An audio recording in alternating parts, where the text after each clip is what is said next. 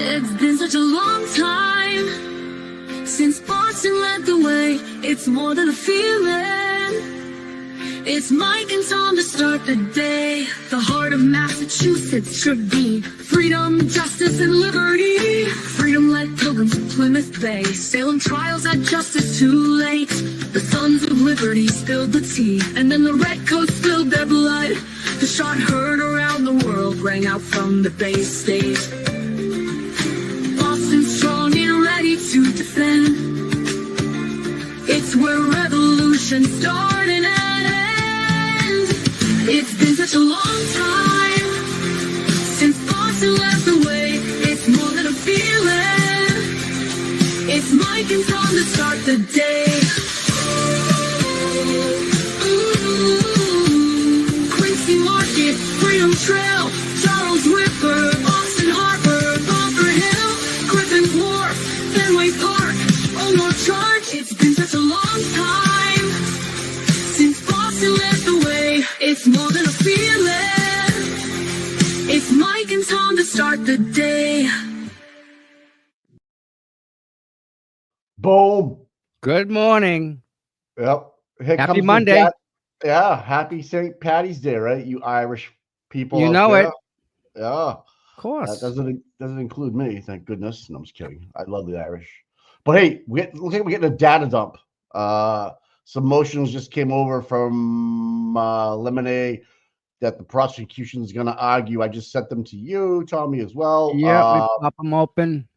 So Commonwealth motion to eliminate the exclude the expert testimony of Garrett Wing.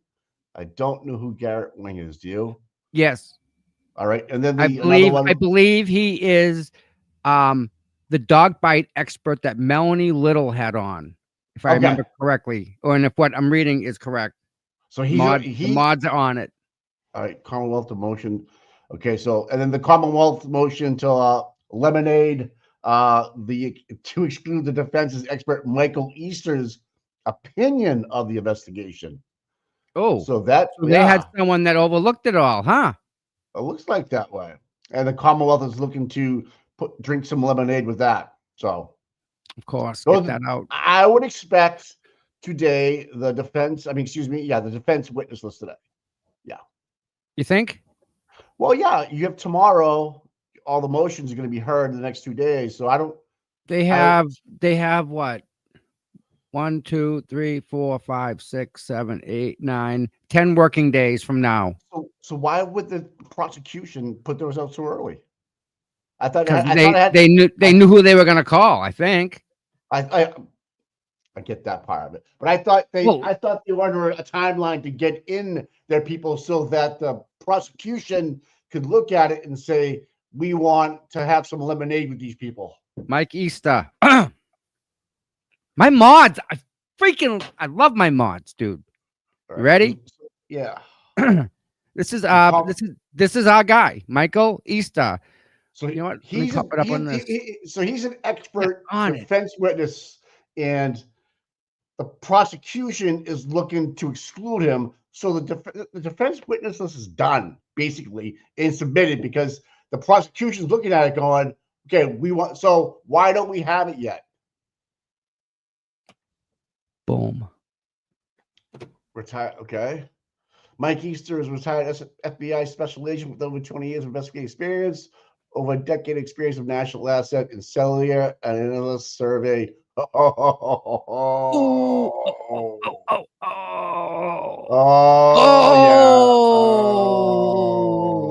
gonna leave a mark. So they're not gonna voir dire him. I guess you could. They did to the Crash Daddies, but again, that's just hold on your list.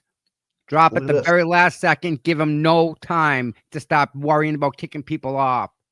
So that's why they have the next 2 days, Tuesday, Wednesday, set off for lemonade, because they want to make sure they can get these witnesses in. Can you imagine telling this guy, hey, listen, Mr. FBI guy, you got to ask the questions to us, and we're going to determine whether you're allowed to ask that question. It all has to go through Bev. Can you imagine what this guy would say to that? Like, really? You want me to do what? I wonder if he's been voir dire before. I'm sure he has, probably. But what the F, man? Violent crimes, homicides, robberies, Dude, this is design. Oh my God, I love this. he Dude, designed he designed the curriculum for the FBI yeah. and patents of methodology. There's that word we all love, methodology. Mike, we can't get this guy in front of Bev without donating to Karen Reed's defense fund. Gotcha. This doesn't happen. This guy doesn't come if we don't donate to Karen's defense fund. That's how important this is. This is the guy you want, right? Can we get the scan up top, the QR code if we get a chance, girls? Yeah, of course I want this guy. Again. So let's go back to this real quick. Let's just keep it simple, stupid for Mike Wilson. I want to be able to get to talk to me like I'm a 5-year-old, right? You know, okay. So Richard Green's all great. He has all that happened in wall files and this file and that file. I think this guy will probably dumb it down enough for me to go, okay, all right, I now I see it. And maybe have a presentation of like tower pings and how it cross triangulates and all that stuff. You remember Brian's Bluetooth yesterday? By the way, everybody, if you didn't get a chance to watch that show yesterday, it was a dynamite show with Brian. Like we always have a good show with him. I mean, we seem like we get nothing done because it just keeps going and going and going. Great conversation. If you get a chance, go over to Brian's stream, take a peek at that. It was a great show. Mike, you know how we heard Brian's Bluetooth? We heard it on our ear in our head. Remember, it was talking, the thumping. Yeah. Cell phones do that just by being on. Right. And they connect to the tower, 3 different towers, always.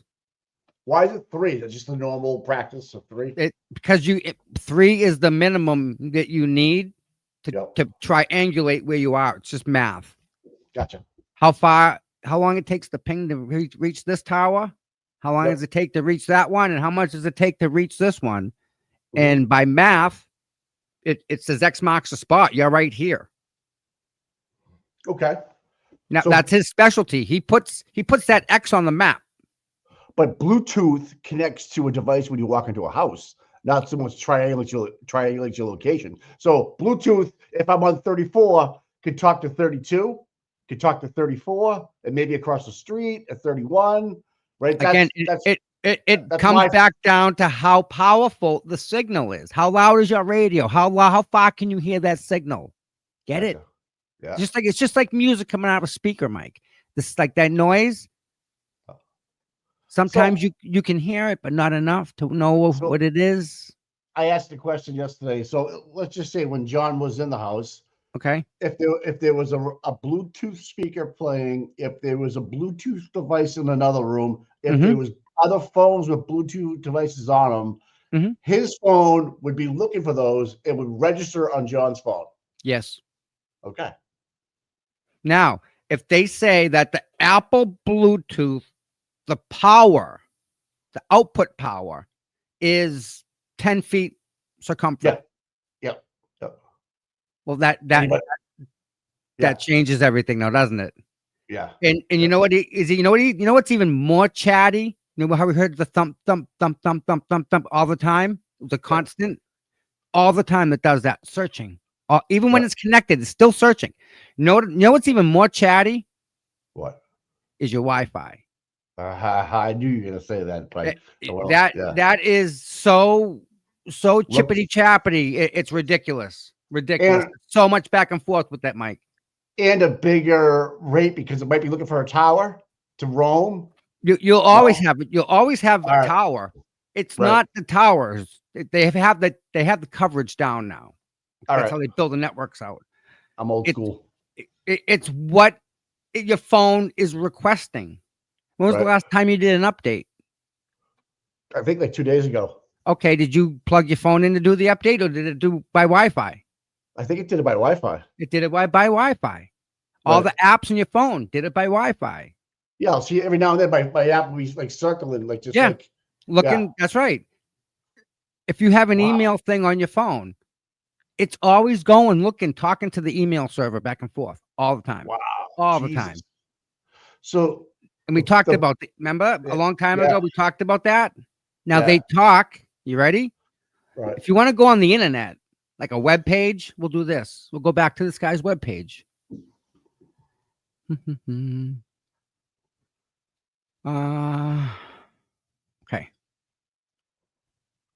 See this right here? Where? This guy's Yep. Copy. That's his web page. We just pulled it up, right? So we can read it. Right. Where is that web page though? How did it come up? Ever remember the address because you already searched for it? Well, I'm gonna see if I can do it now. Because once you start typing it in, like his name in the search bar, right? It'll automatically know that you already looked for it before. Is it right. loaded that way? Okay. United States. So he's got about services, contact, pretty much a basic website, really. Well, it's an informational website, which is good. Yeah. I don't know. A methodology for using mobile device location information. Missing, lost, in the hiding. Perfect. See, Richard Green can tell me how he can tell me how the clock works. But this guy's going to give me a little bit more information on what time it is. This guy is good. I love it. He must be expensive, man. Again, right? He must be expensive. Oof. This won't let me do it. Hey, how are they going to combat this guy? Try not to get him in, obviously, right? That's your first step, right? Right. Voir dire or whatever you want to do. But how do you voir dire this? Like, how do you voir dire this guy when you just let a non-medical doctor in for dog bites? You're not going to let an FBI trained specialist that writes the curriculum for the FBI and teaches it? Yes. Right? All right. Now, you and I see this web page. Yeah. Okay, Mike? Yeah.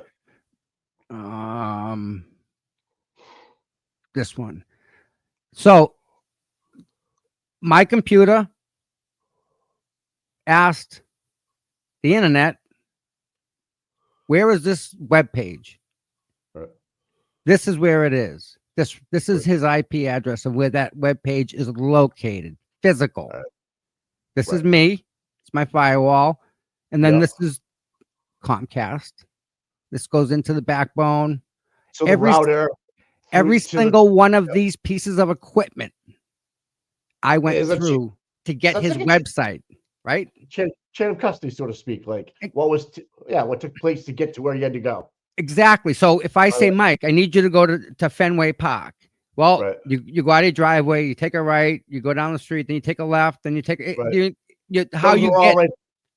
those are all like that. Okay, so John's phone, when he was in the house, is gonna have obviously those phones that are gone. We can't, but he will still have what was there, and then you can reverse engineer it back to who the original one was. Because of everyone else's phones. Correct. They all talk to each other. So you can't get away from saying you're not there or you're not that phone. Oh, shit. And so let's just say, can it do Android, Apple? You can do them all, right? It doesn't matter because they all have to talk the same language. So use the same freeway, so to speak, right? Exactly. Right. Exactly. Right. Now, sitting at your house and you type in how long to die in the cold. That's a web search, not a web page. You go to a different web server, but you still go through every single piece of equipment. Every single one of them has that request in the packet it sends through. So she Googled it. Google takes that information, then routes it to where it needs to go for the most popular destination of that answer. Result, and then it sends it back. Gotcha. This is a two-way trip. So you're asking, what is the answer to this? Like, how long to die in the cold? That gets sent out to the internet, finds the best answer, and gets sent back. But every single time you go through a piece of equipment, it logs that piece saying, I got this packet. It's this packet. It's this size. It's got this picture attached to it, had this information, this answer, and I sent it to this IP address backwards. Likewise, back to here's a result. In a fraction of a second, right? Like in a Speed of light. millisecond. These are, Mike, these numbers here, the 100%, these are all milliseconds. This is how much I lost, sent. These are milliseconds, how fast they are. Wow. Milliseconds. So average. Literally, when you walk in, you could be in a supermarket and someone else has a phone, someone else has a server. Your phone's picking that up. You might not see it on your phone. You might not even care about it, but your phone, but you because it's done in the background. You remember you said the phone's chit-chatting? I was talking to people. Yeah. Always. Shit, dude. Yeah. So when Lally opened up last year with the evidence is in the phone, you damn right it is. All of it is absolutely correct. What an awesome investigation tool when you have the right phones and stuff. Does that make sense though so far? What I'm saying? Yeah, totally does, man. Now I sent Tom. I don't know what that means. CPU bond. Okay. Good. Where is it? Check this out. Where are you? Here we go. You want to see the internet? You can see it. So remember I told you every single piece of equipment you go through. Right. Check this out. So Mello could have brought the whole internet into the courtroom that day? Nah. This is the actual map. And see this big one here? This I'm gonna say this our yellow lighter color one here.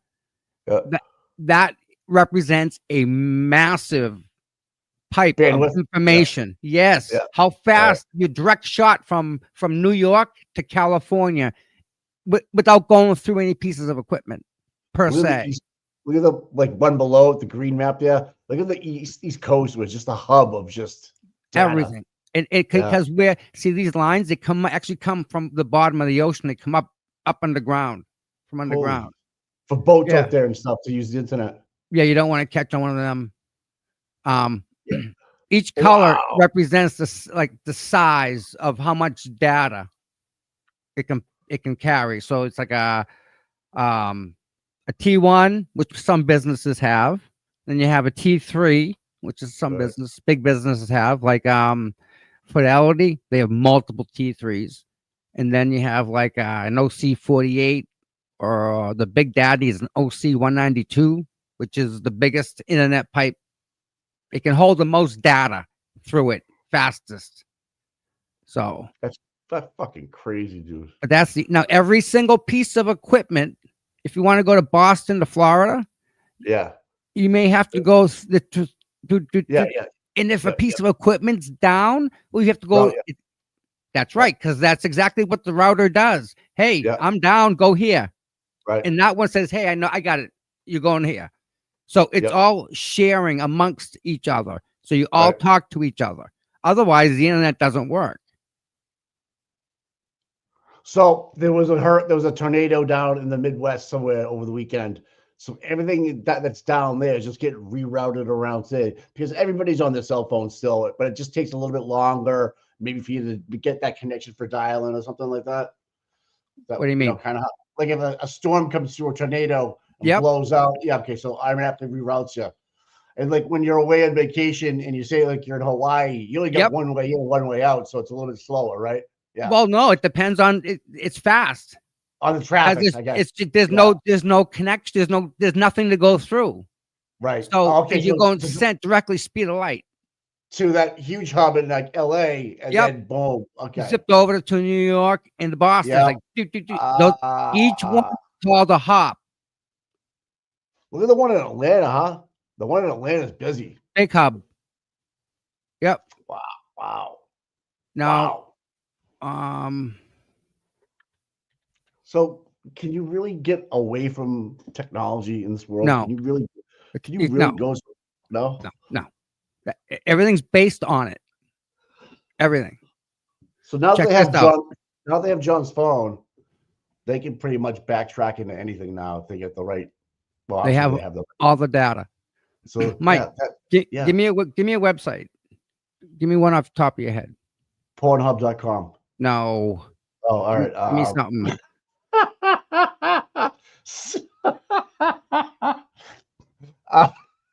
What do I go to? What I don't a website. Give me a website. Give me a website. I'm trying to think. Nike.com. Okay. I sent information to Nike and it came back in 57 milliseconds. See that? Wow. Yeah. Yeah. I'm sending that same piece of information to Nike, Yeah. and I want to know every single piece of equipment that I go through and its IP address. Watch this.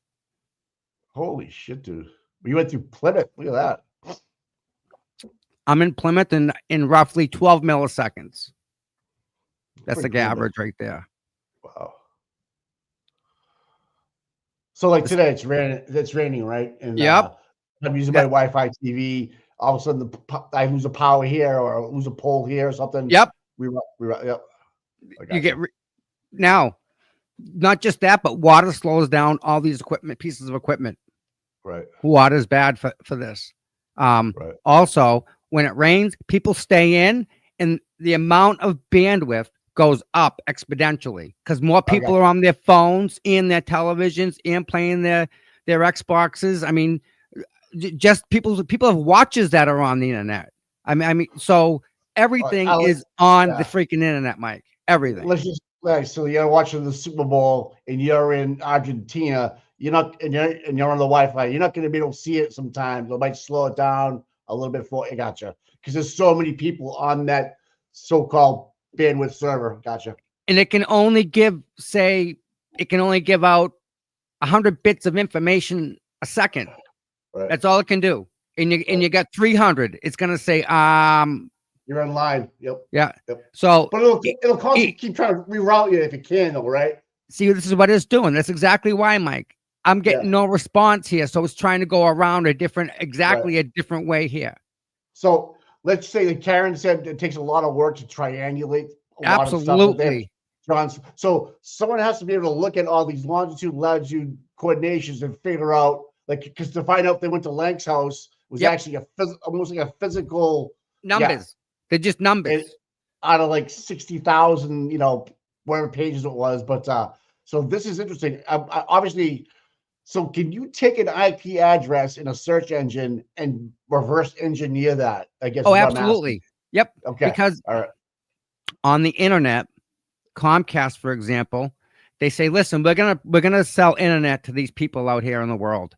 And in order to do that, you have to talk to the people who run the internet.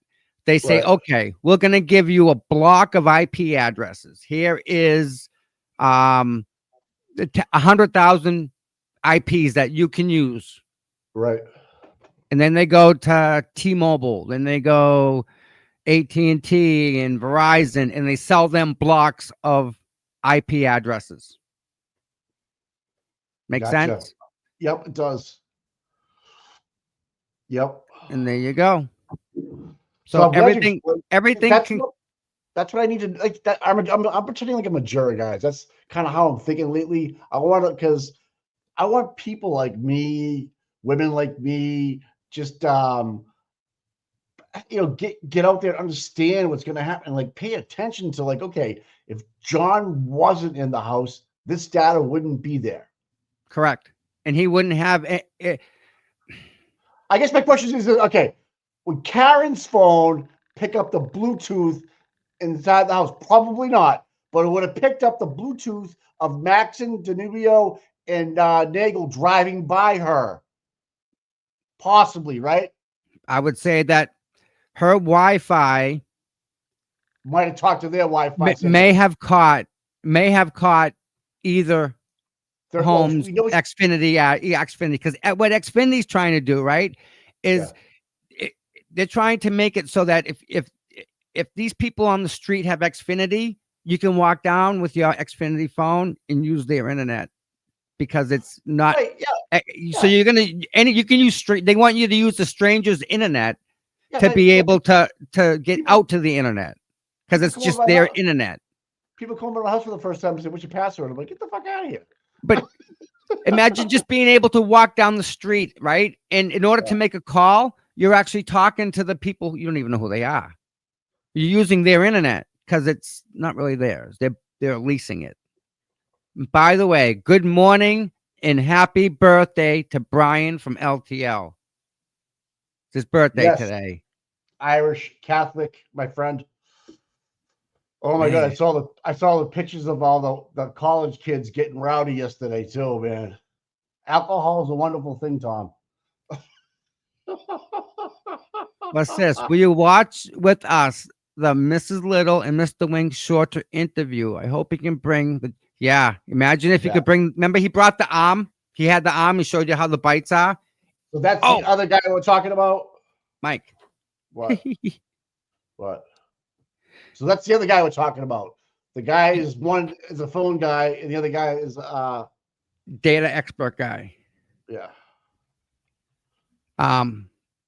What's up? Do you remember John O'Keefe's arm? Yeah, I got a picture of it right here. You want it? No, I'm looking at it right here. I'm going to show people something. It's in my profile if you want it. So I got the colored one. Don't do this. Hold on. Let me save the picture. It's coming at you right now. I sent it to you. So I've been thinking about this yesterday. The guy, you see that guy with the tail light? That was walking. Oh, the crack. Which one? There was the guy that used just recently. He did a thing with a tail light. With the hammer. No, with an arm. With like a fake arm. Oh, yeah, the drawing. No. It was on. No, I didn't see it. Yeah, he used an arm, Mike, and he had another Lexus taillight, and he smashed the taillight with the arm. I didn't see it. No. Yeah, it was nice. No, I didn't see that one. All right. This I want close. Don't want that. John O'Keefe's arm. Save the image. Done. Now paint. Open this. I didn't think about this until later. And it makes all the sense in the world. And he said it. And I haven't been able to get it out of my mind since he made a comment about it. Where is it? All files.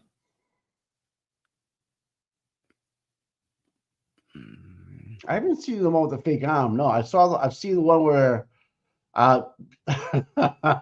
he just did it.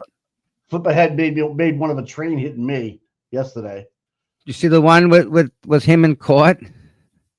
Oh my God, he's been crushing Alicia and no, he put one that it was a picture with Alan Jackson kissing him on both sides. Oh yeah, that was freaking hilarious. All right, Mike. Yeah. And this is show me, buddy. All right, let me share this.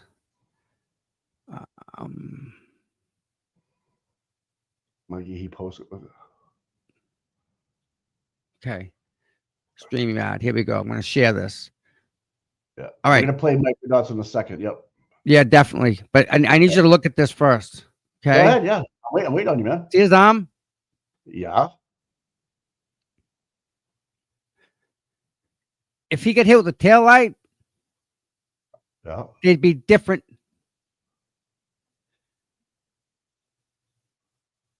These scratches would be this way because the vehicle was moving in reverse. It'd also be this way on his arm. Think about it. Yeah, you get hit. Yeah, it will be. The vehicle's coming, right? It's still going to come. It's going to scratch this way. It's cut this way. The arms are cut. The slices are this way, right?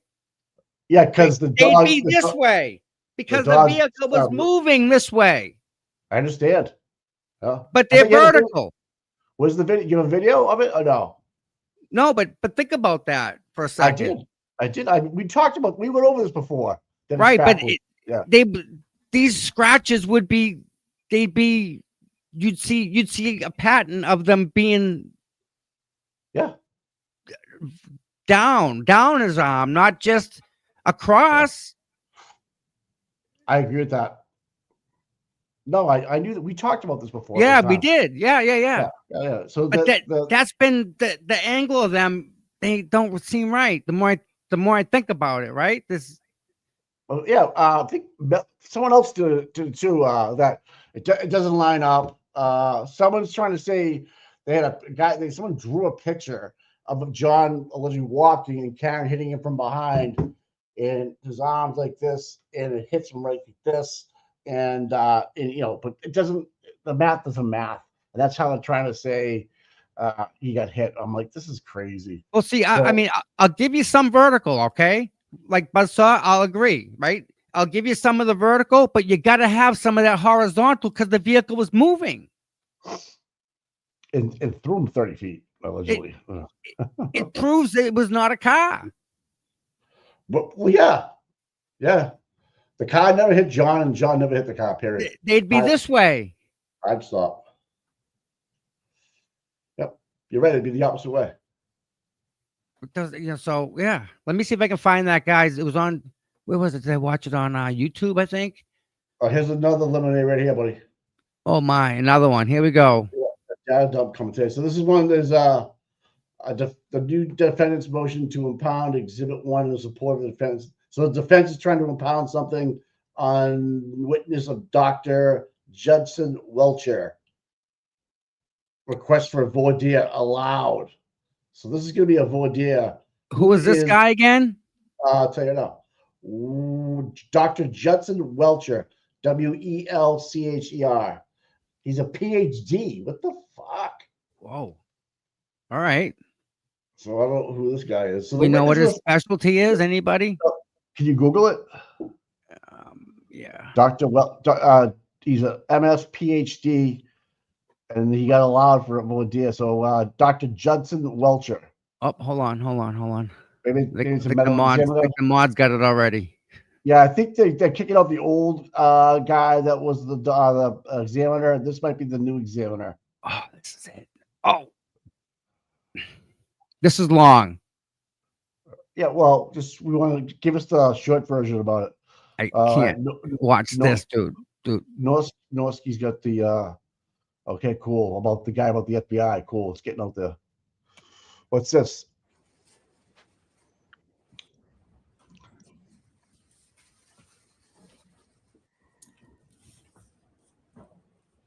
Don't know if I can do it right here. What is that? An arm.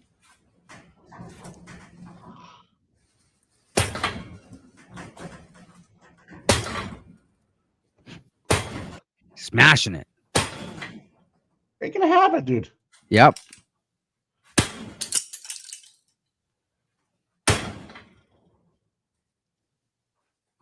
How does the side piece get off, right?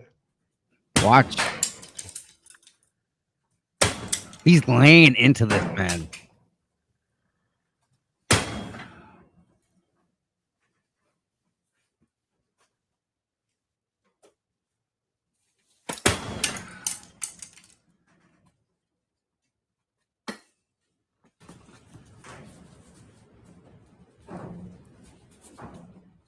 He made that, Mike.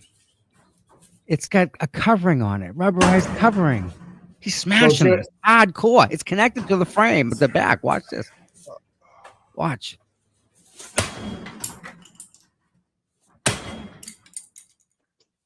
Wow. 14 hits. That's insane.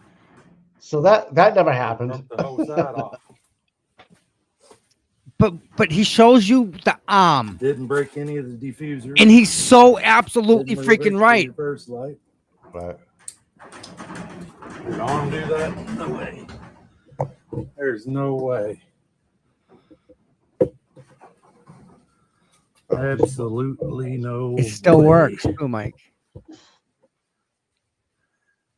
That is 9 pounds of stainless steel.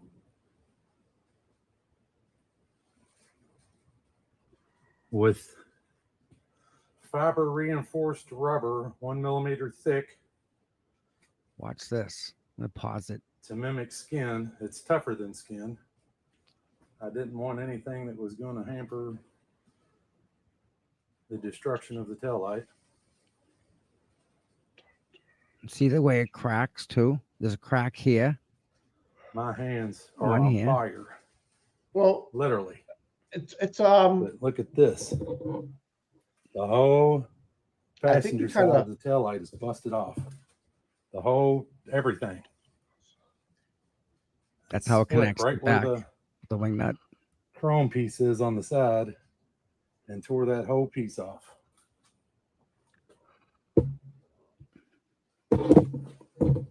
Show the arm. If that was somebody's arm, it would be broken. I guarantee it. This thing was so solid as I was hitting it. It was actually reverbing through my hand, through the pole into my hands. But there is not a single diffuser. That one's pushed out when I got the very side of it. Absolutely no way. Look at the arm. There we go. I put that thin. Boom. So cut up, destroyed, ripped open. His skin would have been ripped open, not scratched. Big difference. Big difference. It would have been torn wide open. The other thing here, what about a contusion, Tom? Oh, broken You know what I mean? elbow. Right. Mike, how hard did he hit that thing over and over again? He said he hit it 14 times to even get it there, man. So Dr. Welcher Okay. is a reconstructionist expert, bioengineer. So they have another guy coming in. Nice. Okay. And all he does is his specialty is lower. Judson B. Welch is an accident reconstruction expert from California. BS. Well, all these, doctors, whatever. Okay. He is more about the back of you. Like he specializes in back and lower neck injuries. So okay. Yeah. So that's pretty cool. So another guy coming in. They're gonna avoid it. They're gonna avoid this guy. Not just put him on the list because we know he's a doctor. We're gonna ship him in, fly him in for okay. I know what they're trying to do. They're trying to drain the account. You know what I mean? Absolutely. But yep. We've all agreed that that's never gonna happen, right? The more she's got to spend, the more we start raising rallies and making money and donating more money and doing 12-hour, 24-hour standouts. So let's just give up on that stuff, people from the public. I mean, Mike, Jesus Christ. The guy, the FBI guy. Yeah. One of the things he specializes in, vehicle telematics. Remember they went and put the chip back on? Yeah. And what did they find out? What new evidence do they have that proves that this even happened? Well, I haven't heard a thing, so I don't know what they actually heard. So nothing. You know what I mean? Yeah. So if it was prosecutorial, they had a big lead here. We would have heard about it. I'm liking the fact that they're getting these good people. You know what? Like everybody said before, if you give the defense another bite at the apple, I mean, how much more could you give these guys time? And again, right? They got the TUI that they can go over now too, that they get to add to it. Well, if she lets it in, yeah, it's up to her again. It sucks. She's the gatekeeper, right? She's the one that goes. That's so like the pre-trial is the trial. Like it's if you can't get something big in, like let's say you can't get this guy in or the guy with the expert self, the FBI guy. Yep. So we're fucked because Bev finds a way that she opened the door by letting that dog bite expert in that's not a doctor. So we can't have it one way and say, well, you just let a doctor. Wait a minute. What? Mike, if this guy's FBI, Does He that trained- automatically he doesn't- include the FBI report that's given to? No, he's retired FBI.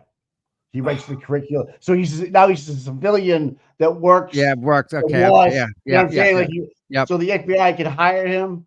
He wrote the program. He has all the methodology down, but he retired. This is my side gig. I'm making a lot more money now. All right. I'm an expert. How can Hank defend what little was done just with the crime scene? How does he defend any of that, Mike?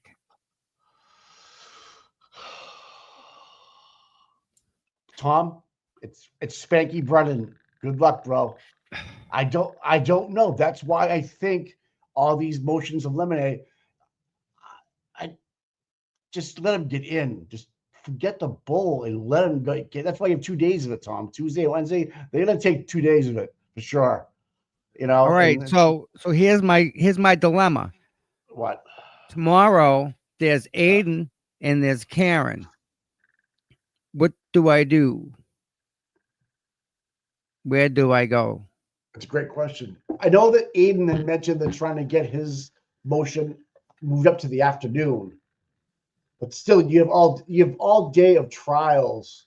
I mean, eliminating motions going on tomorrow and Wednesday. Right. I'd almost say if Aiden's at 9 o'clock tomorrow, that'd be a quickest one. And then while if you're driving back to Needham, Yeah. we could have the trial going on YouTube on our Right. channel. And by the time you get there, say 11 o'clock. So I'll be getting up for lunch. But again, right? Unless Scott McGinnis is around, or if SD wants to go somewhere, or we just need someone. If someone can get Karen in the morning, I go to Stoughton and I'll cover Aiden. I can tweet. I think I can tweet from inside. Fuck. Do you know what I'm saying? I said a prayer for him. I said a prayer for him this morning, man. I did. He needs that. I don't do a lot of praying, but I sat there by myself with my dogs and said, please, God, let this fucking not go that way. Just please. We need a lot on the line there, guy. A lot. We need him. We need him, and he doesn't deserve it. Who's to say that he can cover? You know, Kristen, it's funny. Kristen just said she can cover Aiden. Isn't really? Kristen Armand? Yeah. Kristen's dynamite with that. She's fabulous. She's awesome. Yeah. So you two hook up. Let's get that going. All right. Perfect. Awesome. Yeah.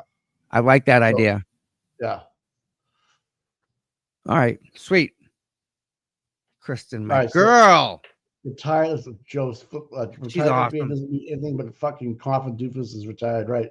But Joe, what I'm saying is that he wrote the curriculum for the data research. So, like, this is how you do it. You grab the phone, you run this program, you do this, but make sure that Hank's favorite word is what's your methodology, right? This guy wrote the methodology, I guess is what I'm saying to Joe. What's your methodology? Mine. Only he can say that. Mine. But like if you were like a coffin doofus was I would call this as an expert witness, which I don't think she ever has been. They would tear her apart. You know what I mean? In terms of like, what did you do? Well, I watched a field world because I was in the agricultural part of it. Like, you know what I mean? That she's an FBI retired expert, but in what? You're actually just using the name FBI to get clicks, and that's if anything is clickbait, that's the clickbait. I've seen her on interviews with Court TV and CNN, and it's a joke. It's a joke. Anyways, we oh my God. I didn't want to give her any time in my life.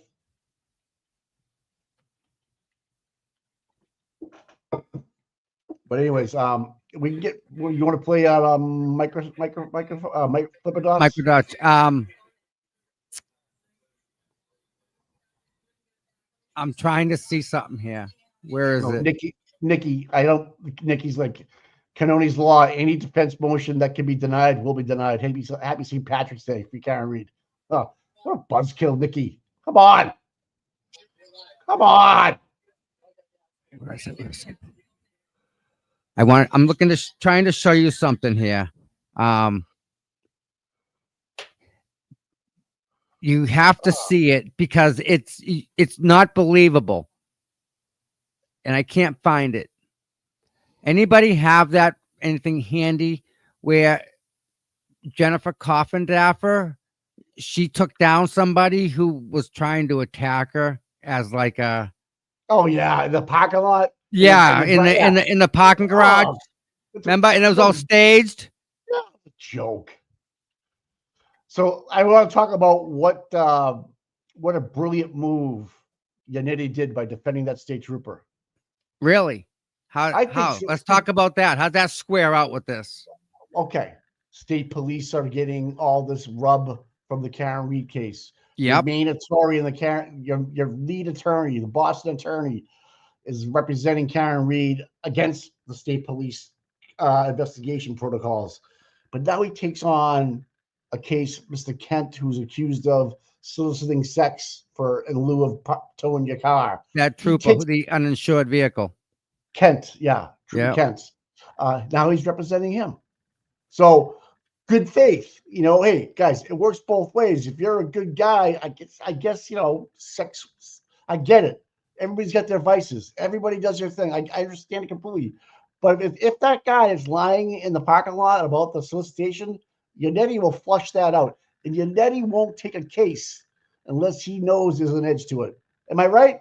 I mean, he's gonna have imagine if that was a setup to get him out, and that's what it was like. They sent this guy to get pulled over or something. You know what I'm saying? Like that could be at this point. I don't trust much of anything, buddy. It's tough that I have to question some of the stuff. But then you got David Yannetti on it, going, okay, let me look at this. He takes the case. That's something. Yannetti's not going to take a case where he thinks where he knows he's going to lose. The phone says this. I don't think money. He won't be bought. Like money, he won't take it just for money. I don't think. Yannetti steps up for this one, and then what does he do the same day? He takes 2 clients from the brothel on. Now, they weren't there in court that day because they had to get summons, but David was there to represent them. Now, who are these 2 people? Are they high-powered people? Are they middle, are they doctors? Are they politicians? Are they whatever they are? So, I mean, Yannetti's playing chess right now, big time, behind the scenes of Karen Reed to set up juice, in my opinion, and maybe sway sway some public opinion of professional troopers or professional power in the political stage. Brilliant move, Mike. Brilliant move. Body cameras would solve this problem, wouldn't it? Right. Don't get me going on the Justin Root thing because. Hey, I heard this. I heard great news, Mike. What's up? I heard the chief disbanded the audit committee. The audit committee in Canton. Yeah. I think I heard it was disbanded. And so we get a meeting next week, April 2nd. No, April 5th. Wow, what do you mean by disbanded? I think like that board, remember the audit committee? Yeah. I think that's no longer. Wow. I don't think they're done. Remember you told me Monday night at McCarthy's that was him? Yep. So yeah, that was him. It was. You motherfucker. I don't know how you picked that up. That was him.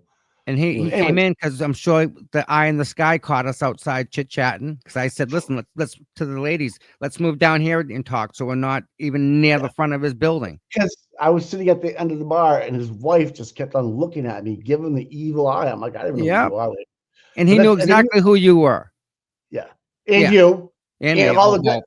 And did you notice when the waitress moved us from the front window, from the sidewalk to the back room, in case we weren't caught on Chris's camera in the front room, because it kind of extends out a little bit into the sidewalk. Yep. And the other camera in Chris's window comes and looks at McCarthy's entrance. Interesting. So I've been thinking about that, Tom. I've been really thinking about that. That might be a big violation. And I hope, I pray, I have faith that he gets off tomorrow, because this could go bad for Chris too. If I'm thinking if Aiden doesn't get off, we find all the people that went to that event. We had our mod thing there and whatnot, and we all filed charges because I was talking. I mean, I specifically moved us away from the front of his store, but they still heard us talking. I'm sure of it. Did you know there was a camera there? No. Yeah. Okay. Neither did I. No. And I'm very listen. I put cameras in. I know what to look for. Like that's right. That it's. So I don't think the camera was there when the whole intimidation thing came down, and when he was there with Meredith having a meal of food, right? I don't think he had cameras there then, because he probably wouldn't. Or it could have been against him because these guys. Yes, yeah, I understand. One of our mods. Was there. Beautiful mods happened to be there many times. Yeah. Not just one, not just two, like 3 different times. And I have all her video that she recorded in front of the D&E pizza. So we can find out exactly when the camera was installed. At least we'll know we can go back on this date that camera was installed. On this date, there it is again. So we watched it with Brian LTL yesterday. Yeah. And I am impressed with the discipline that Dr. Turtleboy had about not raising his arms up, keeping him right in front of his waist when he got his phone snatched away from him. Yep. His voice never changed. He's like, Jill, I need my phone back. Jill, I need my phone back. He never raised his voice. People came over and tried to touch him. He stood there, didn't get Mike. They went to him. They came to him. They attacked him. He didn't confront anybody. He stood his ground, and they came to him. And that other kid went right to his personal space. You see that? Yes, I know it does. Right cross. That's and I was saying to myself, if anybody plays this in front of a jury, they're gonna know he didn't do a goddamn thing. And how can you be afraid of somebody if you're recording a dude? Right. I mean, just enough. Wasting our money, time. I mean, but Chris I've been there. On film, the doctor come out of the crowd and friggin' hit me, Mike. Not guilty. Yeah. I don't think it happened. Blah blah.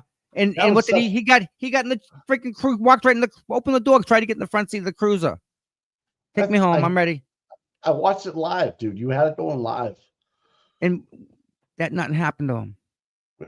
He's a doctor in an emergency room where they brought John O'Keefe. Yep.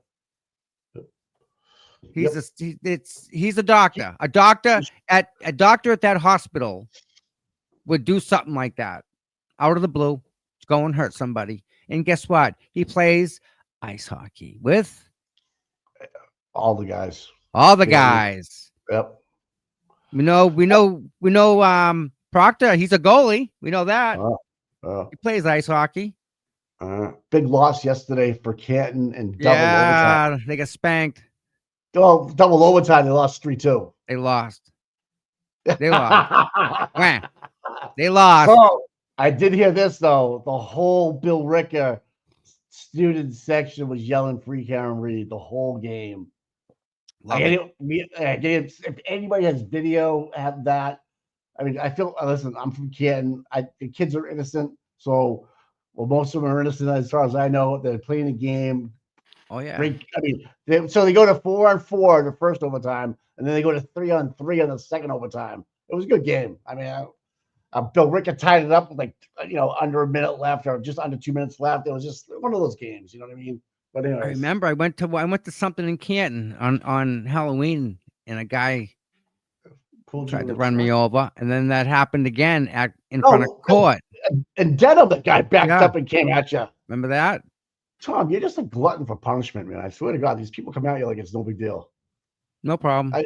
But yet again, but if I was to do anything in return, I had friggin' the McAlbert smack my phone out of my hand, smashed it on the ground.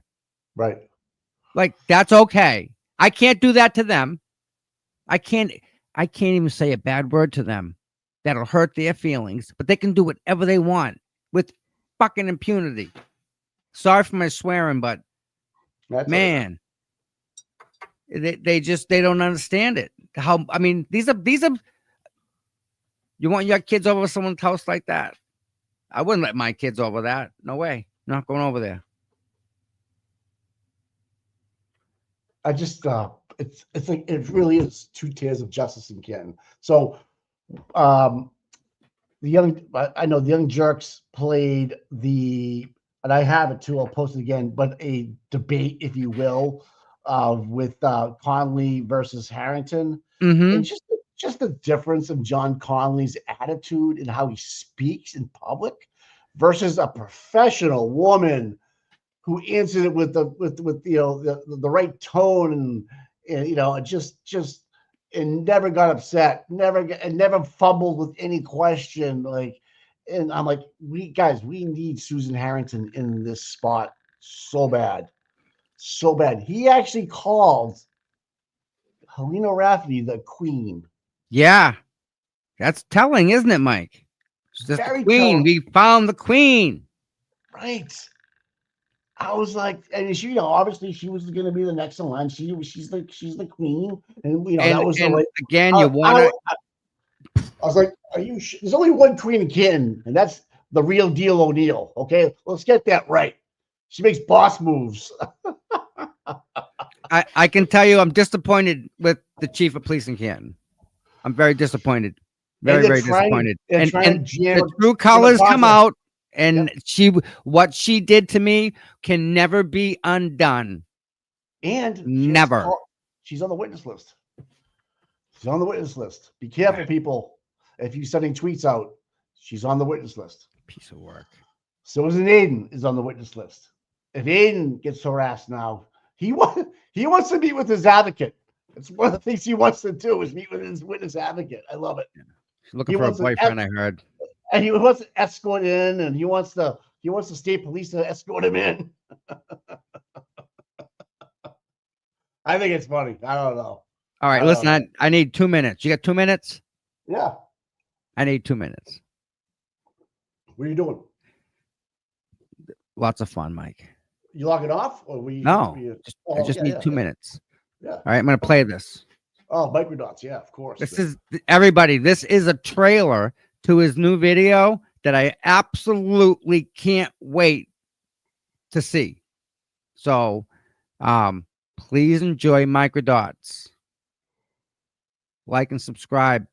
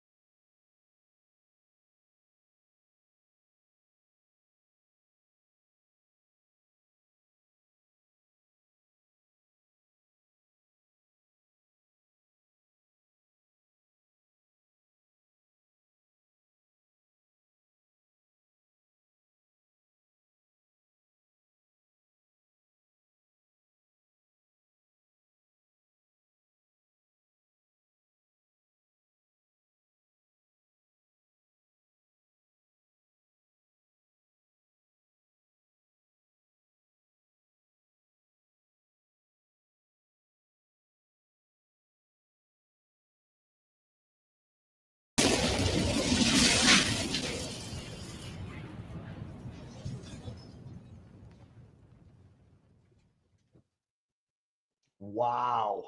Ain't that something? Wow. Wow. Because it's kind of like Again, hand it to him, right? Amazing. The sneaker thing really bothers me because the Canton PD didn't find it in the morning, and then the same exact spot where Canton PD cleared the area, the sneaker shows up. Mike, the only thing I can think of is that there was DNA on that shoe and they needed to either wash it or get another pair that looked similar to it. Or I don't know. How So do you miss a size 12 freaking sneaker? You don't, dude. It's You not don't. it's Mike, it's a size freaking 12. No, you're talking about Canton PD, right? You're talking about because the state police found it. Canton PD found a piece of glass, but couldn't find a black sneaker in white snow with 3 inches on the ground. They missed his hat too, right? Yeah, missed his hat, Tom. They didn't know where his hat was. And another thing, I keep on pounding away as I was earlier in stuff, but like he lost 2 liters of blood. He literally lost 2 liters of blood. So where to go? Take a 2-liter bottle and dump it out somewhere. Yep. It wasn't in the snow, because it's where they got the plastic cups from. Yeah, exactly. Fill that up. Is that 1 liter or 2 liters? 2 liter. That's a 2 liter Coke, Diet Coke, right there. Right. Put that on the ground somewhere, on a carpet, on the floor, and it's gonna go everywhere, right? And that's another thing to be. If you had a gash in the back of your head, it didn't bleed out that snow right there. The phone is not going to end up underneath you on a crash like that. No, The sneaker was never found by the Canton PD, but a piece of glass was. It didn't match the piece of glass on the back bumper. I mean, the hair wasn't even a hair. Right. Yes, the hair wasn't even a hair. We can literally go on and on and on and just debunk every single thing that happened. And now you just got to tell it to a juror to get through their head. Like, how can you believe that this happened? All you need is one doubt, a reasonable doubt, and case is over. Mike, again, the wounds are vertical. There's no horizontal movement to any of the wounds on his arm. And it has to be. If the vehicle was traveling backwards, I can see the vertical ones, but they'd be torn. A better way to put it, it would be push-pull. They were pushed against them versus they're pulled at the other way. Bingo. Yeah, push-pull. So they were pulled by the dog going the other way, and if the car hit him, it would have pushed it the other way. It would have pulled it. Yes, push-pull. Yep, that's the way to do it. And here we are. And they were debunking that because the Dr. Russell from California was like, no, the bike march is starting up here and going the other way. And I didn't realize, I didn't realize that. That bike guy that they got is the one on Melanie. What's his name again? Because he's freaking dynamite, that guy. Yeah, Garrett Wing? Is that the one? Garrett Wing. I believe. No, I don't know if that's him or not. But that's one of them. Garrett Wing is the guy with the Welcher's the guy from the cell phones. Garrett Wing. I think I got it here. Let me share it. Yeah, he's not a PhD or so. He's got experience, right? Well, they let the other guy in, yeah. There you go. Yep, he's the guy that was on another show, wasn't he? He was with on Melanie Little's show. Yeah. He was very, very smart. Board trained, careers. Yeah, that's the guy. Yeah, that's the guy. I've seen him. Yeah. Certified expertise, right? Oh, this is what you can get if you join the academy. Okay. So you can go to his school and become a dog trainer, so to speak. Yep. Certified trainer. Certified something. So since in my feed on X, I get a lot of dog bite stuff, and there's this one guy that actually can take his hands with a dog in between him and the owner, and just with his hand, just touch the other guy like this. But as soon as he puts something metal in his hands and goes to the other guy, the dog latches onto him. The dog picks up the metal, but it will let the hand go like no problem. You can touch him all you want, but the dog just standing there looking at him. As soon as that knife came out of the guy's back pocket, it knew. It knew. That I was like, wow, what a big. I mean, that's pretty fucking smart, man. When someone's going to attack you, your body posture changes. You sweat. The dogs can pick up on all of that, and they know whether you're ready to snap or not. So yeah. Good point. I'm telling you, them dogs are more intelligent than you think. They know what's going on. Yep. Holy shit, so, man. Listen, what's messed up? If they're going to go with the plow story, see the plow story? Freaking Higgins had a plow. Higgins had motive. Higgins was trying to get with his girl. Why isn't Higgins on that list of possible quote suspects with the plow, right? It wasn't Lucky. Lucky Was couldn't the get plow- by there because of the vehicles. Remember? Yeah, but was the plow okay? There's a lot of talk about was the plow there? Higgins' plow. I mean, Well, he said he did the sweep in the driveway. Of course, it was yeah, there. He but swept the remember, driveway. Karen was in front of Nagel, Mason, and Mac. I mean, Denuvo and Max, and they never saw his Jeep there. But that's the rub. Everybody's saying it was there. Well, Jennifer McCabe said it was there. Higgins said it was there. No one else said it was there. So It had to be I there. don't know. Well, well, then why didn't Nagel say he saw it? Maybe he wasn't paying attention. Max and his girlfriend didn't see it, and Danubio didn't see it. They could Karen was parked originally right around there, and when they pulled up behind her, she moved forward so they could be closer to the mailbox. And then the bagel walked out of the house to the screen and dropped off a package of Hot Pockets. I mean, I've been down this road with the Jeep, and it's going to come. Put it this way, I believe it's going to come out with the new video for the Canton PD. You're going to see that Jeep with the plow, maybe back there at one time in the morning. Who knows? But you're going to see it there in the parking lot. Someone dropped off Higgins at the Canton, or he took somebody's car and borrowed it. Might have been Junior's car. Might have been somebody else's car. Maybe somebody else was in the car with him to get a ride out of there right afterwards. Who knows? The phones won't lie. Mike. Yo. So you have a vehicle here, right? Yep. When she pulls up here in the driveway. There's no Jeep in front of her, dude. She has to come out and go around the Jeep and park no Jeep. No down Jeep. here. No Jeep. Nope. Never comes up. His Jeep wasn't there, dude. He lied the whole time. He never did a backdraft of the driveway. So if Karen knew Higgins was in the house, do you think she would have let John go in by himself? She knew he was there because he got a ride with the Alberts. Because that's how they got from the hillside to there.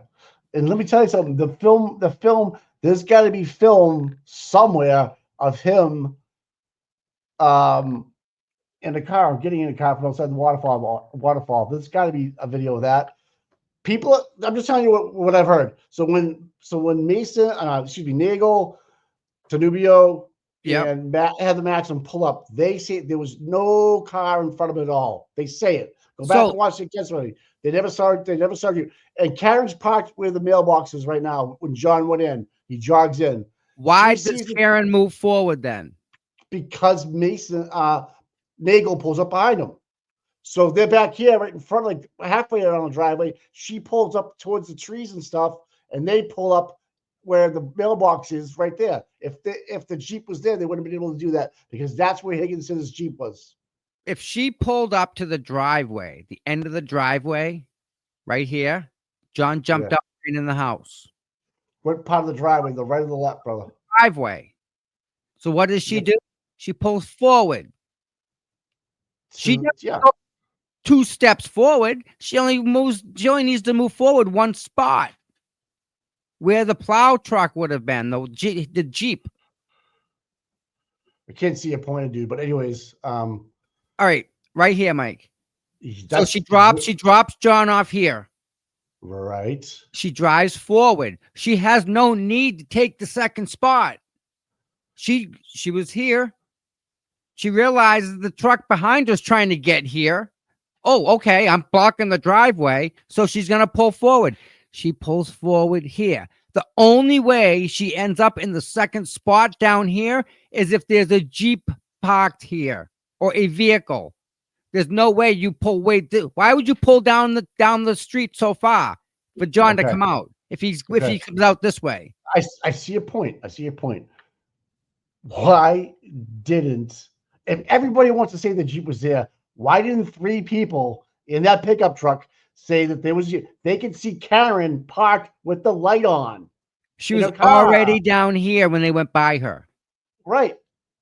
She didn't go around the Jeep, dude. She went straight forward. She did not go If around that's the the Jeep. if that's the case, Mike, then she's at the mailbox because she's got no reason to go any further. Yes, she did. She thought the other car, Danubio, wanted to come up farther. So his top of his truck is right around the end of the driveway where the mailbox is. She pulled up right where they found, not where they found John, but before they found John, right there. So you're saying she's in And the middle spot between the two, between spot 1, spot 2. Yeah. She's in the middle. And she already dropped John off. John Yeah. walks past Julie Nagel. Julie Nagel comes down and talks to her brother, drops off the Hot Pockets. But that would be here. Right. Karen's got no reason to pull forward so far. That's what I'm trying to say. I can't tell you what she's going to do and what she's not going to do. She didn't go around a Jeep, my friend. See, to me, that makes sense. If she went to the end of the driveway, right? What makes sense to John me is runs in. You're surmising of what she might have done. We have 3 witnesses that are saying it wasn't there. So you kind of got to go with that. And if that's the truth, why would they say the Jeep was there? What's the reason for saying the Jeep wasn't there? How did he get home? How did he plan on even getting home? Higgins had never been to this house before, remember? They were looking at pictures that he's never seen in his lifetime, ever. You remember? Believe that? You believe that? 3 Musketeers is his best friend. He's never been in his house. Trust me. You've never been in the foyer. The fucking Jeep wasn't there. No way. Well, how did he get there? How did he get there? He jumped in the car with Brian Albert. Brian Albert picked him up at the waterfall. They all left together. How'd he get to the waterfall with no vehicle? From the hillside. Was left it at the hillside? Could have, yes.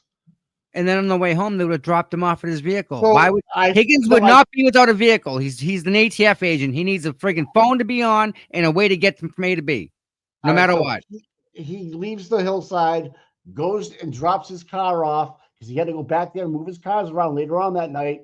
He leaves. That was an excuse for going back there later. Right. Before. So let me finish. Yeah. So Brian picks him up at the Kitten PD.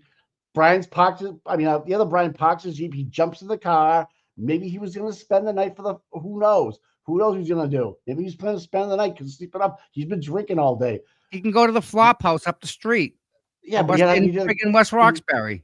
So he didn't want to drive his government vehicle. So he drives with Brian and Coco all the way back there. Jeep's not there. They pull in the driveway. There was no need to plow the driveway. There wasn't that much snow on the ground. Remember the videos we see of Karen going down Washington Street, right? There's people saying he parked in the driveway. Again, remember that phone call I got about the plowing that he was supposed to do that he didn't? No. Yeah. Who spoke? Well, I don't know. All I'm talking about is testimony, dude, on the record, because that's what counts, is that it wasn't there. The only people that put the Jeep there is Brian and Jen McCabe. For a reason. I believe they thought Karen might have hit him and John fell back into the plow of Higgins. Okay. That's the only thing I can think of where he got his head slapped. I don't know. Yeah. Maybe that was the original thing. But then that ruins Trooper Paul's recreation of the case. Right. Julie Bagel does not see the Jeep when she walks down to her brother's pickup truck. So you have 4 people that said it. Karen's never been on the stand, so she hasn't said anything about it yet, that have said the Jeep wasn't there. Only Jen. Matt McCabe doesn't say it because you saw the 3-point turn move. Never said there was a Jeep out. Never said there was a Jeep out there. You had 3 people that pulled up behind Karen, saw Karen's interior light on. She was at 10 and 2. They would have had to pull around that Jeep and drive by Karen. They would have said there was a Jeep there. Unless they were told to shut up about the Jeep. But why would they contradict Jen McCabe's and Brian Higgins' testimony if they were told to shut? Because they're playing along with this whole thing. They would have said, yeah, the Jeep was there. We did see a Jeep, right? But at the same time, no matter what, and you're the same way, I'm not going to come and pick you up and take you to a house you've never been to, and you're not going to have a vehicle to go home. No matter, I promise I'll take you home. That ain't happening. I'll take my own vehicle. I'll meet you there. I will follow you. That's what happens, Mike. He's not going to go to Brian's house where he's never been before. Allegedly. Looking at pictures, he's Vietnam or whatever it was. Tom, this is the the 80-20 part of it is like. Oh, he did say he was in the house before. Okay, I'm sorry. Yeah, so under oath, federal grand jury, you're Zanubio, you're Maxon, you're Nagel. You got everything to lose and nothing to gain here. Right. Why do you lie in a federal grand jury and say the Jeep was there? You don't. Again, right? I don't see him without a means of transportation out of there in his own way. If his vehicle was at whose cars did he have to move? They left the keys on the desk for at 1:30 in the morning. His undercover vehicles he uses at Canton PD. So he's got a couple of undercover vehicles. Yes. Okay. And how they plow, they put all the vehicles in the back and line them up against the back. So he had to make sure they were lined up. The video will show everything. Yeah. So I'm going with the car wasn't there. People in the chat say you move on from the cars, guys. Right. He had to drive himself to the police station. How did he get there? Right. He didn't walk. No, but he took somebody else's car is what I'm talking. Someone's saying that he borrowed Brian Jr. Brian Jr.'s car. Because Brian Jr.'s car was not in the driveway. But how the hell did he put the bagels and the fucking cocoa in there? Because Higgins was in the house at that point. He was back already at 8:30. No, I don't think he was. I think the pictures they took of that morning. Let me check. Well, at 6 o'clock in the morning, it wasn't there. But at 8:30 in the morning, when Lanka was there, his car was back there. And that's when, Albert came back and put the donuts in the, Yep. Time don't right. I don't know if the time's right. Is it? It does. Higgins was there at that when Lanka was there. Yep. So my other question is this, right? But, if John never came in the house, why does Jen and Kerry need to go sit down and make a timeline of something that a timeline for what? He never came in the house. Why do you need a timeline? Peggy told him to do that, which I thought. Why do you need a timeline if he never came in the house? Because Jen and Kerry have never really met before. And they wanted to get the story straight, and Jen wanted to manipulate her. Mike, what's to get straight? There's no need to have that meeting.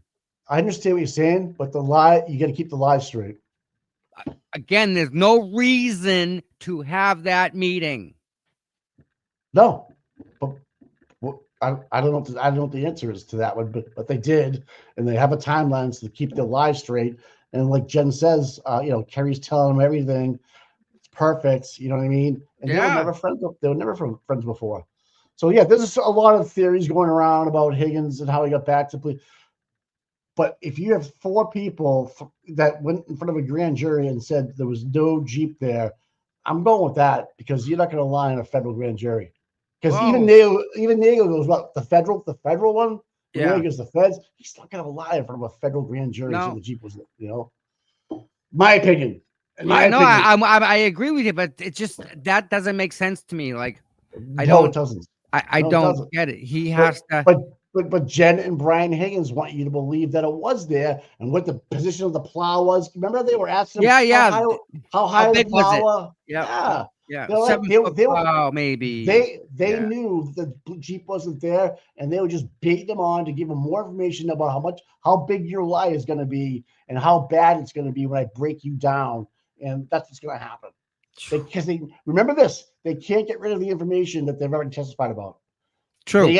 Brian Higgins is going to say the Jeep was there. Jen's going to say the Jeep was there. But then you have 3 people directly behind that Jeep, but could see Karen through the Jeep parked there. How many times have they been on the stand with their hand raised up in the air? I swear to tell the truth. How many times? So in their police reports, whenever they give out, and then they have state grand jury and the federal grand jury, and some get called back for another grand jury. And the trial. That's 5 times where you've promised to tell the truth. And it's fucked, dude. It's fucked. I keep asking people, right? I think this is going to be bigger than the Murdoch trial, and I think it's going to be as big as OJ. Oh, fuck yeah. I really do. Yeah. And this ID discovery. Can we talk about this real quick, people? Real quick. It's a 3-part miniseries, dude. What are you talking about? But before it even comes out. You got a trailer? You want to play a trailer? Imagine you want to do the trailer? You guys want to see the trailer? Do you have one? I get one if you need. Let me know. I can get it here. All right. We'll set you up for what's coming up tonight.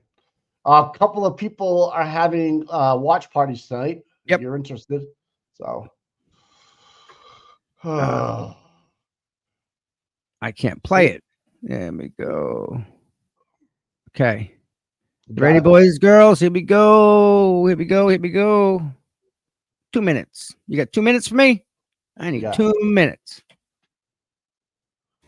Karen Reed is accused of hitting John O'Keefe with her SUV and leaving him to die in the snow. Their relationship was not a happy one. Not a single witness actually saw this happen. There's a whole other side of the story. This is funny, Ms. Reed. They've got her guilty already. So, did you drive your car into John?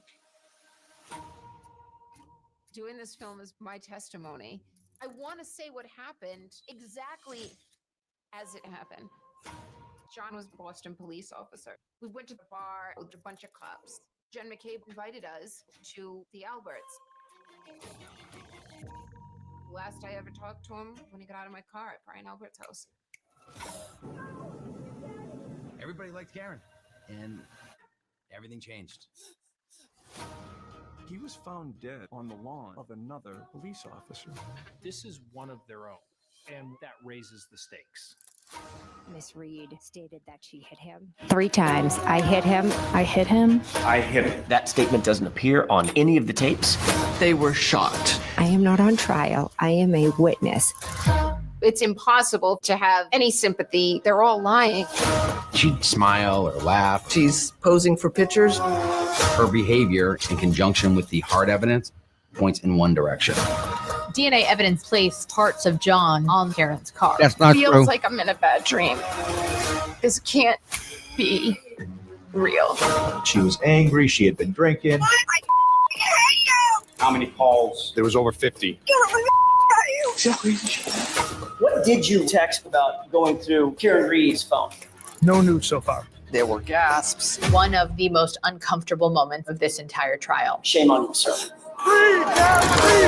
Elle magazine wants to feature me. She was the happiest murder defendant in America. You're either pro Karen Reed or you are pro police. It's become a civil war. This justice system will never be the same after this. I can't believe what's happening to me. I just saw you, Tom. Yeah. Wow. Let's just talk about this real quick, okay? Yeah, I want to say something too when you're done. Go ahead. Like the other one, we don't control the narrative, okay? This is made for the company to make money on. This is what they do for a living, okay? Mm-hmm. They may portray this in a way that they need to get ratings. No other reason. They're not in it for the truth. Trust me, they're in it for dollars. I'll show you the contract I got. They're in it for money. So pretend it's going to be a bad thing. Pretend that the other side wrote it. It doesn't change what we know as to be true. But they can't bend the truth either. They just did. With what? They just said that Karen hit John with a car. That said that never happened. What's I got experts from ARCA that say it didn't happen. That's why we have a trial, right? I mean, I get what you're saying. I get what you're saying. But the part I disagree with the most is, go ahead. I'll let you finish. And we got more than anybody else in regards to this trial because you have unedited access to Karen, to what her attorneys say, to what Mr. Reed says. You all know the truth in the whole freaking truth, not what the media puts on, okay? Not what ID Discovery puts on. You know differently. You know the truth. So when you watch it tonight, watch it with that in mind that, hey, they're in it to make money, ratings. Where are they on that list of shows? Not where are they on the side of justice? That's not a value that they don't do that. They don't care. It's about money to these people. So with that said, we know what happened. We know more than the average person. So that's my take on that. No one can change what I believe to be true or the facts that I believe to be true. So, well, I would look at your opinion as very strong because you've been there every day. Now, I've heard Yannetti, I've heard Jackson, and I don't see it even on TV. So the only thing I had a problem with that whole thing is I agree with everything you just said. With it's to sell subscriptions, to get in there for 3 days and own it, and you know what is she doing putting this out there right before the trial because it's the truth on her side. But I don't like the fact that they say either you're pro Karen or you're pro cop. Right. Like that doesn't sit well with me. It doesn't. It's, you know Unfortunately, what I mean? like Alan Jackson said, this is bigger than just this trial. We're going after corruption.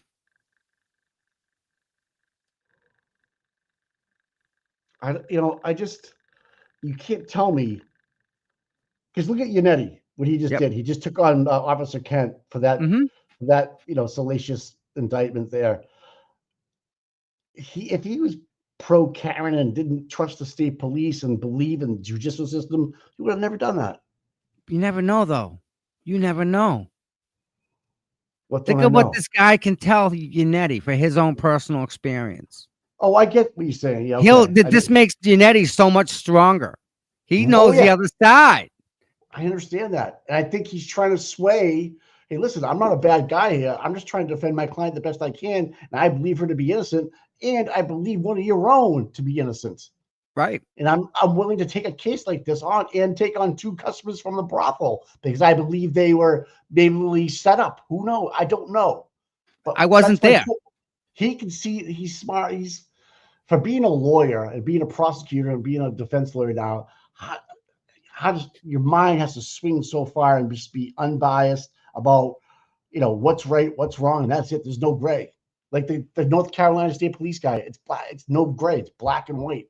Either you did it, you didn't do it. And Mike, that's how the laws are really set up. And there's a couple that give you some gray area, some leeway, but not with this. Not at this level. Not at state police level. It just doesn't. Here we are. How is this happening? The other thing is too. How did you? I don't mean to get off track a little bit, but this bothers me a little bit. There's North Carolina Highway Patrol guys here. We should get them on. How do you have a federal arrest with no state charges brought afterwards with Farwell? I just cannot wrap my brain around that. They're gonna say that they're working in conjunction with the state police, the federal government. Yeah. So it's an ongoing investigation, Tom? That's usually what they say. They never tell you that the investigation's over.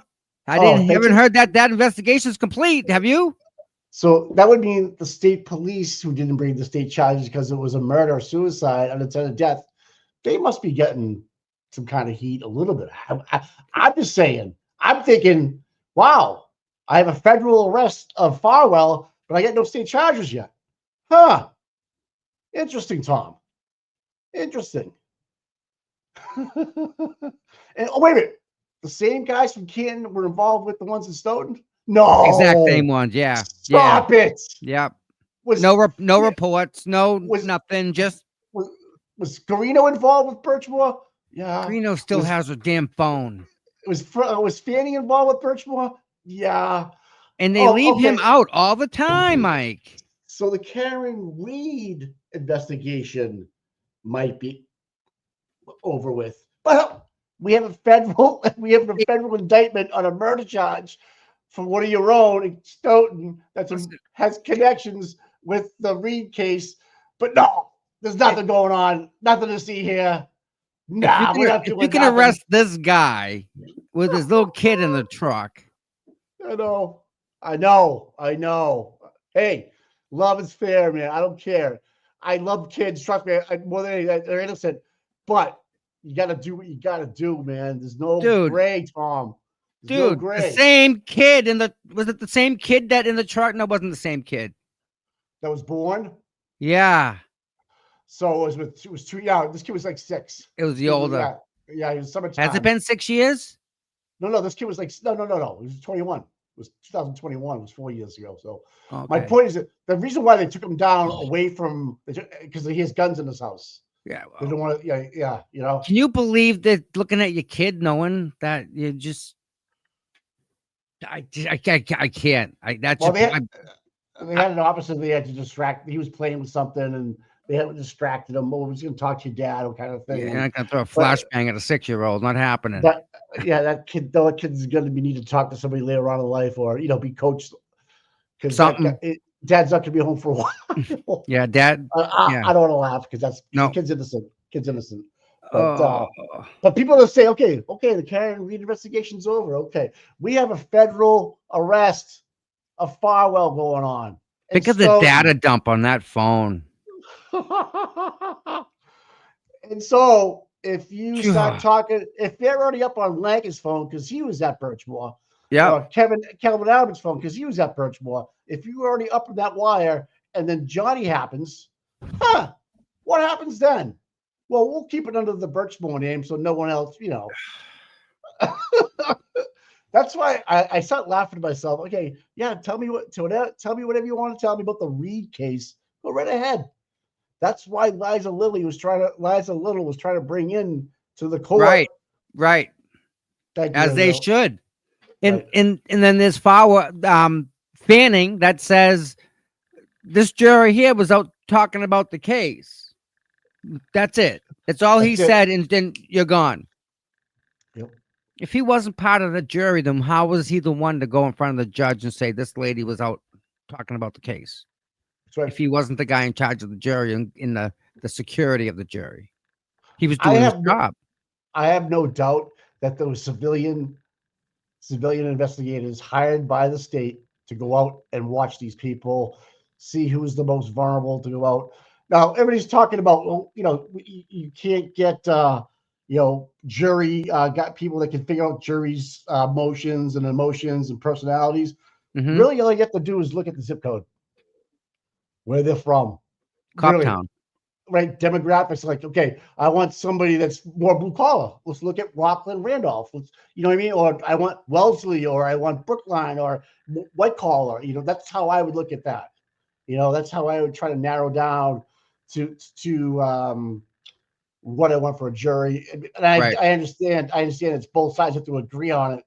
And I don't know what Hank's thoughts are on it either, but I know they only have like 10, 12, whatever it is, like X's where they can say no, but then you run out. I think they can do 3 or 4 they can kick out for no reason at all. Even though during the process.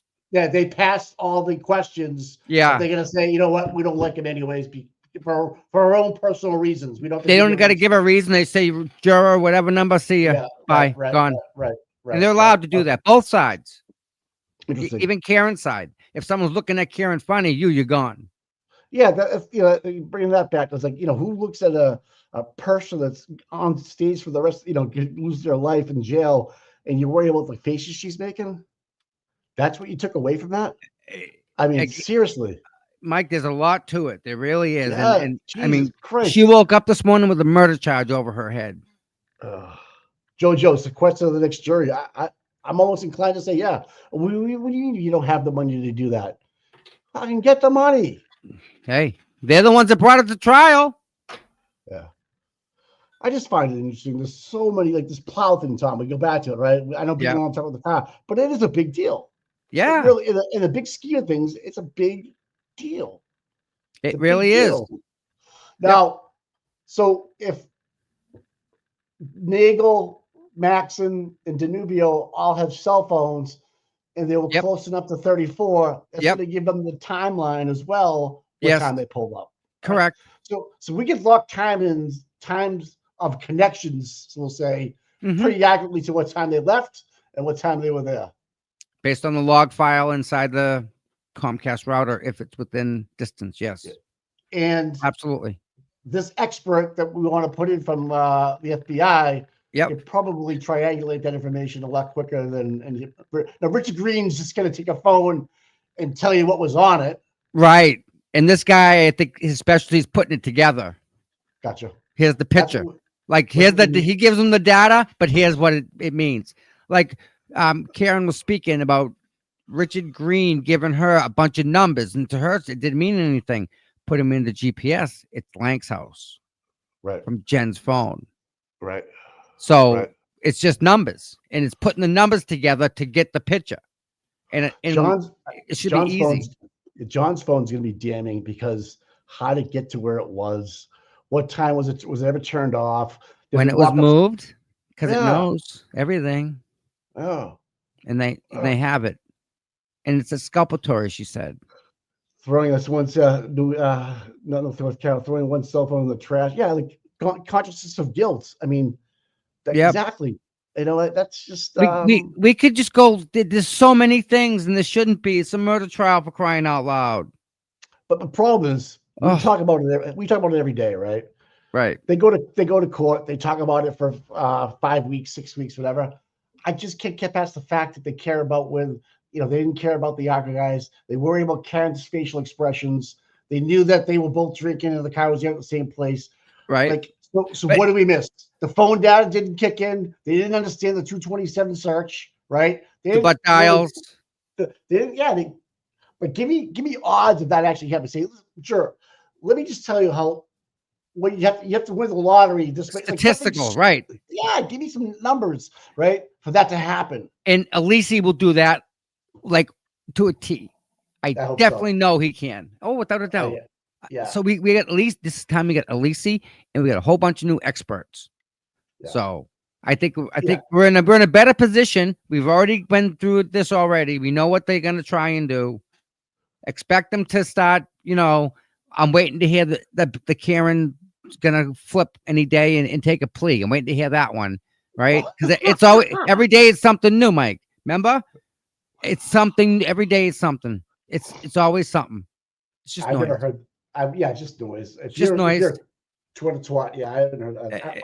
I see a lot of positive things. I don't see too much.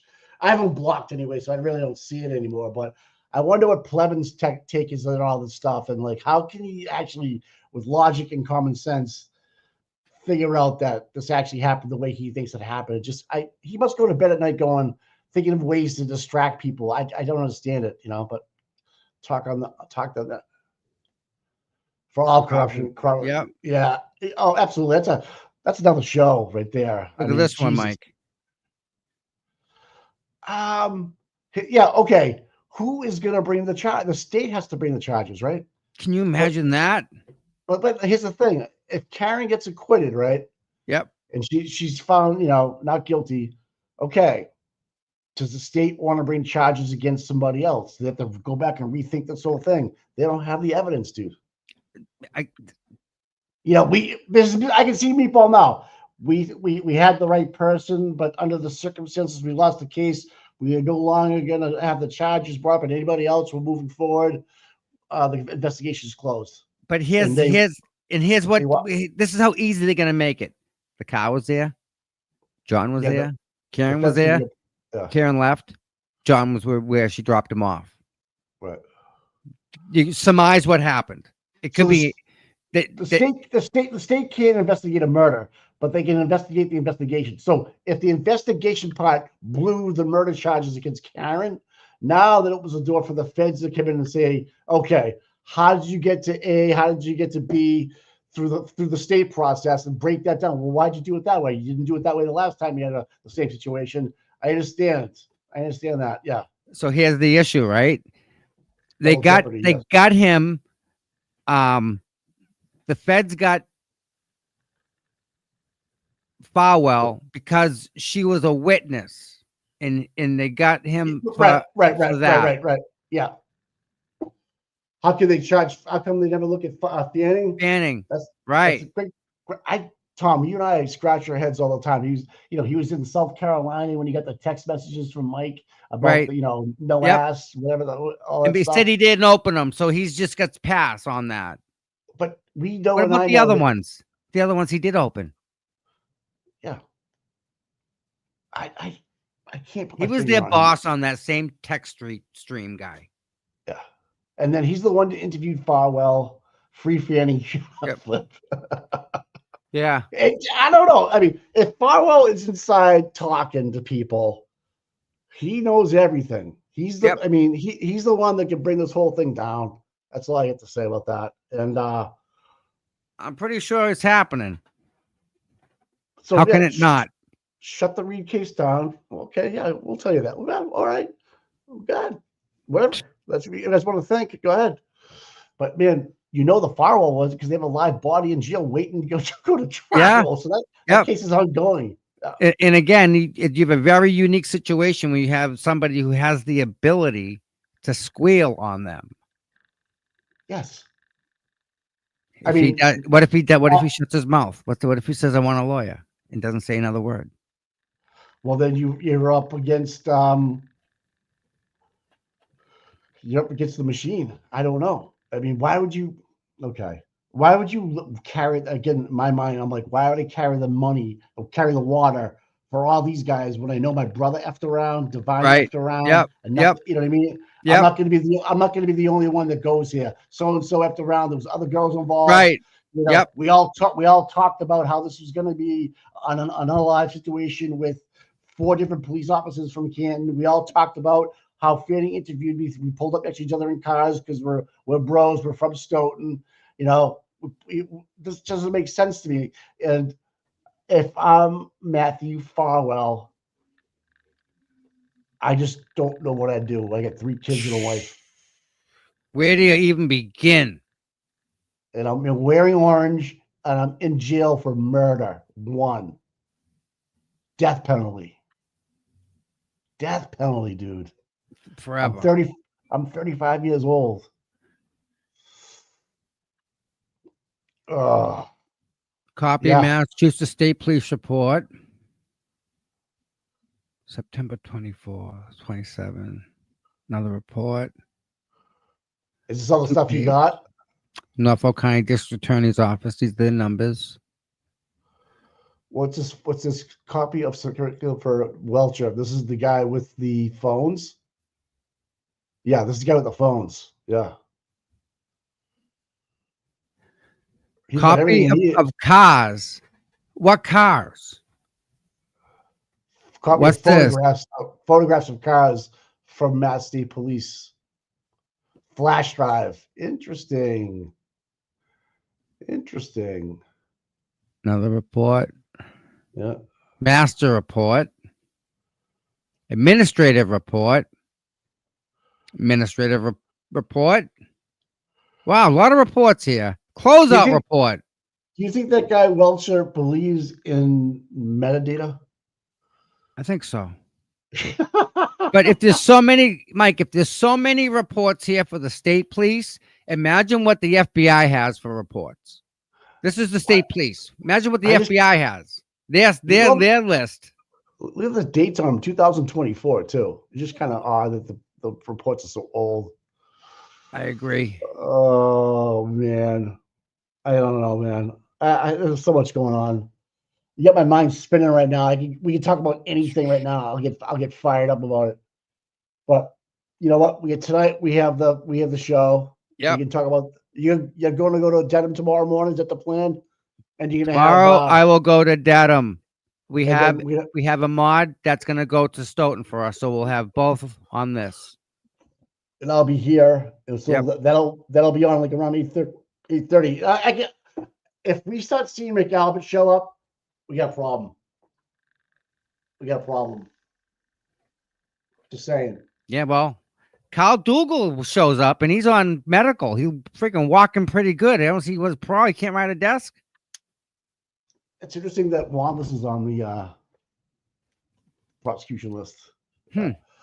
Kyle Dougal, I don't know if he'll be on the defense prosecution list, but who knows? Where was he last year? Oh, last trial. He got thrown up because he bumped into Karen. No, Wanless. Where was Wanless last Oh, trial? well, that was information that came out late into the trial, I believe, right? It was like May. That's going to be interesting. Remember Peter Murphy and went to him because they were partners and said, "Yep, what are you doing, dude? Like, you know, leave my name out of it." Right. Yep. Wow. And that's a blue line thing, Tommy. You know that. That's a blue line thing. Yeah, I know. So I don't know. Kyle should go back to work. So yeah. I don't know, Tommy. It's crazy town, buddy. We're living in a backwards world right now. It doesn't make any sense, but we can't stop. That's all. We just gotta keep going. All right. The proof is in the phones, like you said. Yeah, it's all data. It's all there. It isn't going anywhere. There. Yep. So I think it's just going to be explained differently this time around. I hope so. Well, if Alisi speaks the way he speaks, I mean, how can you not really? Not to say that the Jackson guy and Richard Green and the firewalls and the Ian Whiffen talking about how he got it and the other lady talking about how he got it. So let's give me something visual, right? Let me talk about something I want to get into that way, and I think we'll be better off. I'm going to the Bruins game tonight. Oh, yep. So that's right. All the people that won, Tommy won yesterday on Saturday, whatever. Imagine that. So happy. Right thing. We'll be back. How they didn't do what they're supposed to. I would be typing true. Right. You say the law enforcement. If law enforcement did the right thing, right, I would get back to them. But they didn't do what they were supposed to. And he would be typing for days with all the problems and all the issues and all the things that didn't happen and the things that were wrong. That's the North Carolina trooper right there. I mean, if he'd be writing reports for days, Mike, because you just can't do these things. There's reasons for them, and they didn't follow any of them. That's why Helena is going to be called to the witness. She's on the witness list. You had Helena Rafferty is on the witness list. Chief of police. Meatball, I think Mr. Morrissey is on the witness list. I'd like to see that happen. I don't see it, unfortunately. He's got some pull, Mike. I know he does, dude. Oh, shit. And again, I'm still, I can't get past you missing a size 12 shoe in the front lawn when there's not a lot of snow. Yeah, no, I'm good. I've been on people's front lawns with my flashlight, holding my flashlight up. You can't miss stuff. Not with the freaking cop lights. Mag lights on. No. My mag light's shone bright, brother. I'd see a whole entire front yard just with my flashlight. So yeah. If you're the defense, do you call Mr. Morrissey because of the fake email accounts? That's opening the door, right? Mike, we don't know if they're even going to call Aiden, right? Well, that's a prosecution. I'm talking about the defense. But again, right? Tit for tat. You have a Tate team going through his cheesy banana emails to see where they were sent. As they should. He shouldn't have a separate email account. Right. Ever. Okay. Ever. I'm saying that's your probable cause, so to speak, to summons. Well, why do you want Mikey Morrissey to come in? Well, we believe through a Tate team, through the cheesy banana email account, that he might have talked to O'Malley on the original arraignment when she was brought up on just the leave of the scene of an accident sort of thing. Using an email that's not public. That's not part of FOIA. Right. Why would you do that? You're sidestepping the whole process by having a fake email. Right. So that would be prosecutorial misconduct, right? I mean, in effect. So that would be the only reason why. If Lally knows it and allowed it to happen, then shame on them too. Right. And how long has he been doing it for? And so I think trial 2 is going to be blockbuster. gonna be gangbusters, man. Gangbusters. Hopefully, if they can bring in some of this stuff, Yeah. that's the problem, Mike. We know, like, it's Yes. getting Yeah. that in. Yeah. Yep. It's a game Then we'll before the be game. okay. Yep. This is like picking your bracket for the Final Four right now. You know, trying to figure out what's going to get in and what's not going to get in. Yep. But it seems like they got some pretty good. I mean, if the prosecution's going to do what we're doing, we're seeing pieces of it come in now through a data dump.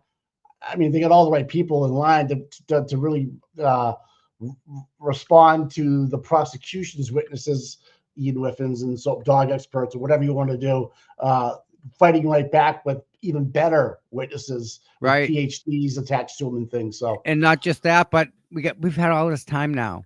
Alessi's Right. had all this time to go over what happened Right. already, right? Right. Yeah. So it's gonna be interesting. All right, man. All right, buddy. See you tomorrow. It's gonna be a busy day tomorrow. Yeah, you'll early. Mod's gonna get a time up there. We'll figure it out. Yeah, 8 o'clock So- maybe or 8:30. So tomorrow's gonna be a full day. Tomorrow's gonna be a lot of motions. Yep. And Wednesday, right? They have blocked off for Wednesday. Busy day. So please show up at Dedham for Karen, and please show Yep. up in Stoughton for Aiden. They both need your support. Donate if you like. You can. Who had any donations today? Yes, we Any need. I got contributions? couple things right here. I Start have with- Jim Cracker, $2. All right. If not, it's password protected, which most are, which is true. Yeah. For Wi-Fi. Wi-Fi. Yep. Yeah. Yeah, a lot of Wi-Fi. Guardian Hawk gifted a membership. Thank you so much. Sweet. Yes. And a cup And of coffee. there's the coffee. Thank you much. Thank you much. You guys are awesome, man. You guys Yeah, are love you awesome. guys. All Love right, you, everybody. You all All have right. a great day. And I don't know if I'll pop on tonight from the Bruins, me and Mark. We'll figure it out. Maybe we'll do something quick. But either way, love you guys. You guys are the best. But hands down, love you guys. So we will all see you tomorrow. We'll do the dual stream. We got Stoughton on one side, Dedham in the other. We're gonna like, share, subscribe, do all that good stuff. Get the algorithm up so more people can see this tomorrow. So that said, I love you all, and you all have a wonderful day, and we will see you tomorrow. Happy St. Patrick's Day, and thank you for that. We will definitely have a good night. So thank you, everybody. I appreciate the love, and we'll see you all tomorrow.